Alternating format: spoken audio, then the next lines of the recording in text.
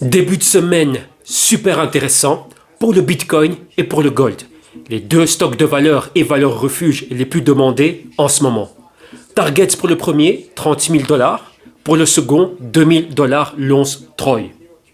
Les banques américaines et européennes sous pression.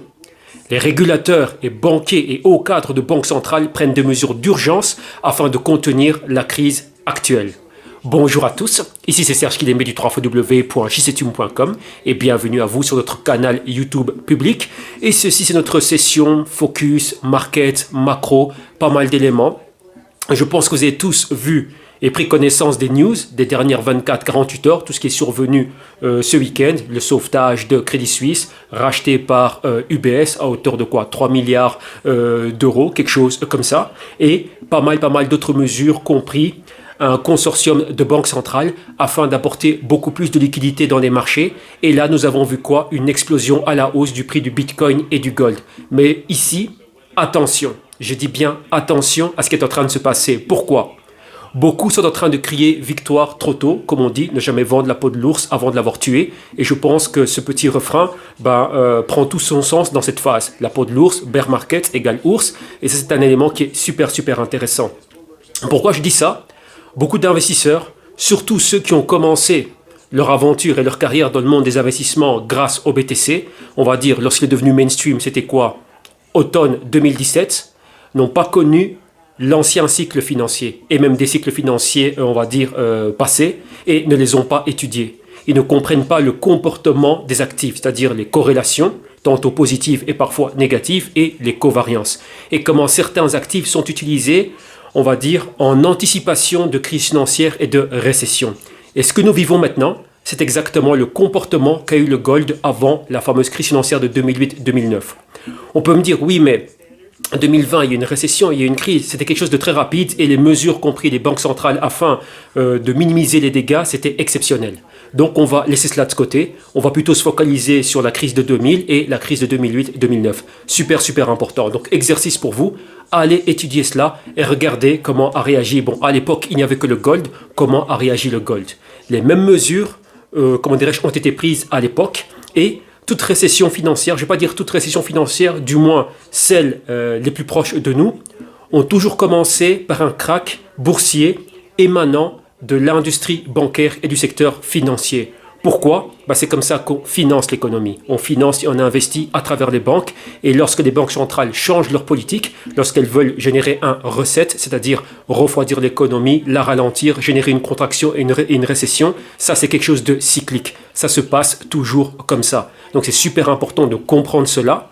Et dans le même temps, regardez comment les valeurs refuges, comme le gold à l'époque et aujourd'hui gold et bitcoin, réagissent. Je dis bien gold et bitcoin maintenant, mais avant il n'y avait que le gold et d'autres actifs similaires. Donc stock de valeurs et valeurs refuges.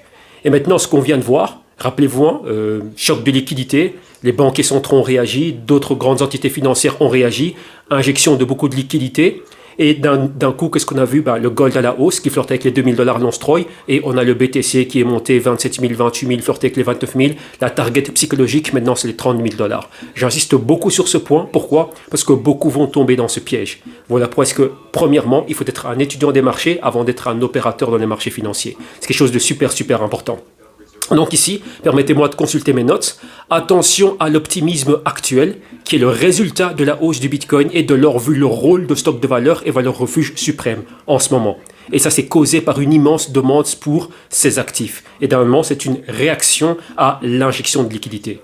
Ce soir, lors de la session Pro Markets, donc là c'est le lundi 20 mars 2023, en clôture des marchés US, on va revenir dessus et on va étudier ce point. Donc là c'est une piqûre de rappel ultra supra nécessaire maintenant. Rappelez-vous, c'est bien, on va dire, tiens, tu es toujours pessimiste. Yes, un investisseur doit toujours être pessimiste. Pourquoi? Il doit toujours garder un œil sur le risque. C'est ce que, pour moi, il y a un mot qui, qui renferme cela, enfin, qui définit cela correctement et parfaitement, c'est le mot focus. Lorsque je dis toujours être focus, c'est toujours être alerte. Ne pas s'endormir, s'améliorer, me dire, ok, c'est bien, ça va monter, etc. Non. Pourquoi? Lorsqu'il se passe ce genre de choses, lorsqu'on est trop confortable dans ses positions et dans, on va dire, l'évolution des marchés, c'est là qu'on est surpris et on subit une forte perte. Et par moments, ces pertes se transforment en pertes irrécupérables. Et ça, c'est ce que nous voulons éviter.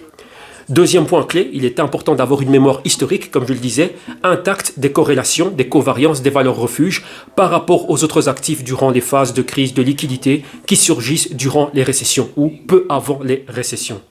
Question, sommes-nous ou sur le point de revivre, enfin d'en vivre une en 2023 et comment se comportent les actifs durant les phases qui anticipent une récession. Donc là, c'était mon point, j'ai largement élaboré sur ce point en début de session.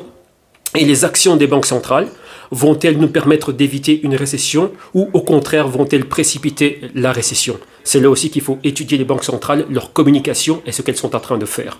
Ici, je suis intervenu à maintes reprises et je vous ai bien annoncé ce qu'ont dit les banquiers centraux. Jay Powell, il voulait quoi? Demand destruction, enfin ce qu'il voulait faire c'était la demand destruction afin de refroidir l'économie et ça c'était sa solution pour court-circuiter l'inflation. Donc maintenant, vu ce qui est en train de se passer, on s'est dit, bah tiens, vont-ils marquer une pause au niveau de leur politique monétaire, c'est-à-dire continuer à monter les taux d'intérêt, alléger le bilan, ou vont-ils continuer? Dans tous les cas, vous voyez que ce que nous sommes en train de vivre, ça va nous plonger en récession. Si les banques centrales marquent une pause, étudiez l'historique des marchés financiers. Lorsque les banques centrales marquent une pause dans une phase similaire, la récession ne tarde pas à arriver. Donc 2, 3 mois, 6 mois, grand maximum, on est en plein dedans. Et si les banques centrales continuent à monter les taux d'intérêt, clairement, ça va alourdir et on va dire ça va amplifier les effets de la dite récession que l'on attend. Donc ça, c'est un point qui est super, super important. La clé pour nous, c'est quoi? Comment va-t-on naviguer cet environnement? Et pour ça, il faut de l'intel, il faut de la stratégie, il faut de la tactique, il faut bien comprendre ce qui se passe au niveau macro, ce qui se passe au niveau micro, et bien normalement affûter et aiguiser ses couteaux et opérer en bonne et due forme, c'est-à-dire en fonction de nos profils. Donc là, je vais arrêter ici. Je reviendrai mercredi, je pense juste avant le FOMC ou juste après le FOMC, donc ce sera autour de 19h voire 20h.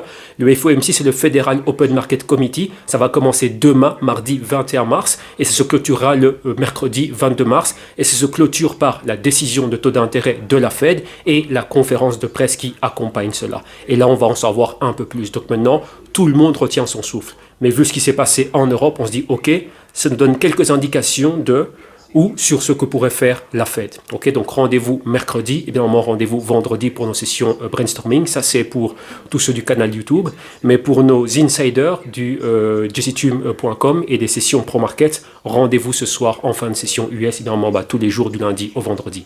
Un grand merci à vous tous, excellent début de semaine et focus sur les marchés. Ciao.